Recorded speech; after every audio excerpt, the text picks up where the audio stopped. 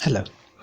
The question is, write an essay to justify the assertion that ignoring or breaking the much needed values in the society can cause pain, basing your argument on Naguib Mahfouz's A Man of Awesome Power.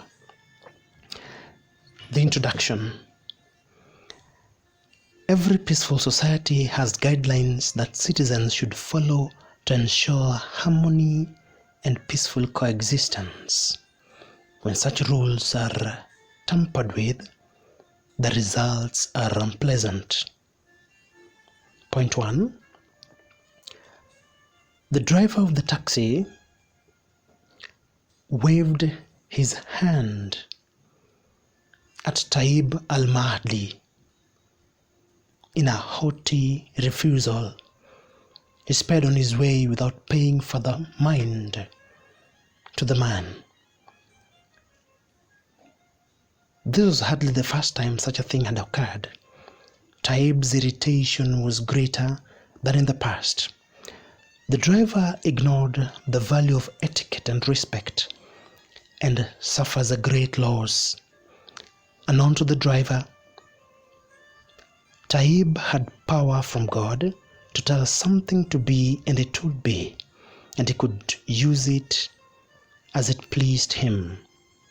He said that whoever was granted power like his had to use it only for good. However, his anger got the better of him.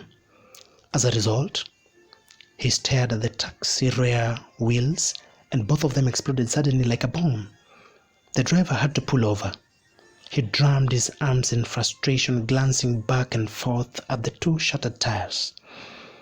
Even as Taib walked by and asked if he could assist the belligerent driver, the unknown pupil glared at him, resentful and enraged. It's evident then, therefore, that the driver ignored the value of etiquette. He did not respect Taib, and thus suffers greatly when his two tires are shattered. 2.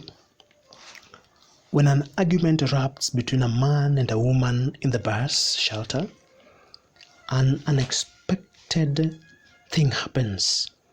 Taib could not hear what was going on between them, but studied the dimension of the conflict carefully. The man suddenly slapped the woman's face with a shocking impulsiveness. Taib was startled by the incident that he focused all his anger at the offending man's stomach. The brute was stricken by severe cramps and he unexpectedly doubled over, moaning and screaming in pain. He had to be carried out for an ambulance to fetch him.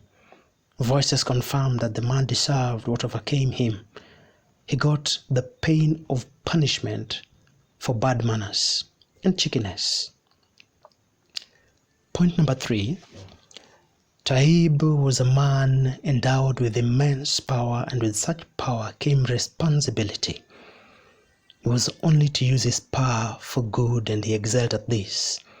He performed many memorable services, filled gaping potholes, locked a dangerously hanging electric box, removed piles of rubbish, drained a sewer, and compelled Suleiman to pay taxes. All these are acts of goodness. However, one day a beautiful woman catches his eye at the tea garden's entrance. She was gorgeous and enticing, a perfect replication of his lost youth dreams. He was swept by a surge of delight. His passion was aroused in a way he had not known since he first married Hania, his wife. The surprise attraction amazed him. It was far from ordinary and hardly appropriate for one who was preoccupied with such a mountainous burden as his.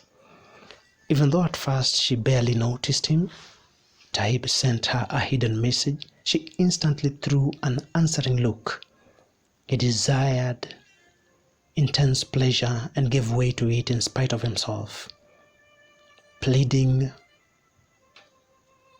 with his body. In one shared smile, he forgot both his faith and his life.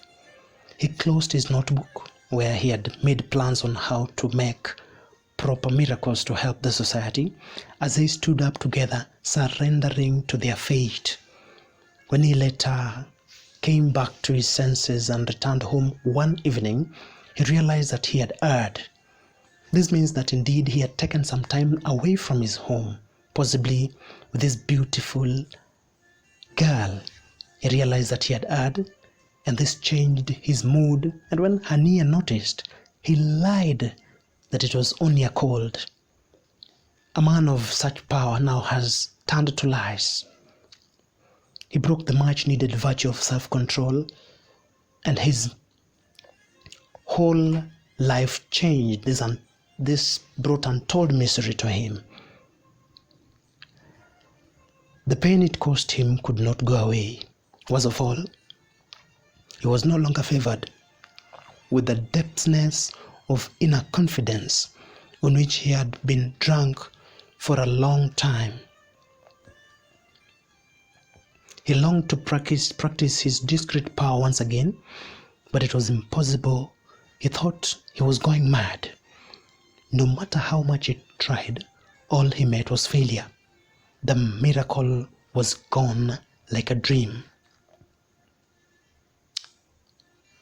Pleading was pointless, distress useless, regret had no effect. Sadness would haunt him until the day Taib al-Mahdi died. All this as a result of breaking the virtue of self-control. Point number 4, the broadcaster, while refreshing his mind with a cup of coffee in the cafe, Taib listened to the radio as an announcer was announcing on promising developments expected in the future. This annoyed Taib because similar prophecies had excited him in the past, only to end up bringing frustrations. His chest tightened in fury at what the man was saying. He commanded him from afar to say what he had already accomplished. He then remarked to himself that only sneezing would stop the broadcaster from speaking. Without warning, the man sneezed massively, then remained silent. Resuming his chat, he abruptly sneezed again, more emphatically than before. After that, he could not complete a whole sentence. The sneezes kept waylaying him until he was forced to conclude that unforeseen illness had seized him. Rather than trying to talk anymore, he instead played a record song, Walk Around and See. Ironically, Taib decided that he would purify both oral and visual broadcasting of what was unworthy of their noble cause. He would terminate any talk that displeased him by making the speaker sneeze spontaneously or emit trailing cries like those made by women at weddings. Humorously, he also had the power to make the speakers who lied flee at the onset of uncontrollable diarrhea. He would be the trusty popular censor of the dangerous media of mass communication. Many politicians are used to lying even in the face of hard reality. And in this case, we see the broadcaster suffering because he broke the rules of the society. In conclusion, individuals can suffer untold misery when the virtues that safeguard the interest of the citizens are interfered with. This is a sample of questions based on the set book A Silent Song and other stories. Thanks for listening, and you can subscribe to my YouTube channel for more of this awesome analysis. This is Osarawili Literature. Thanks for listening.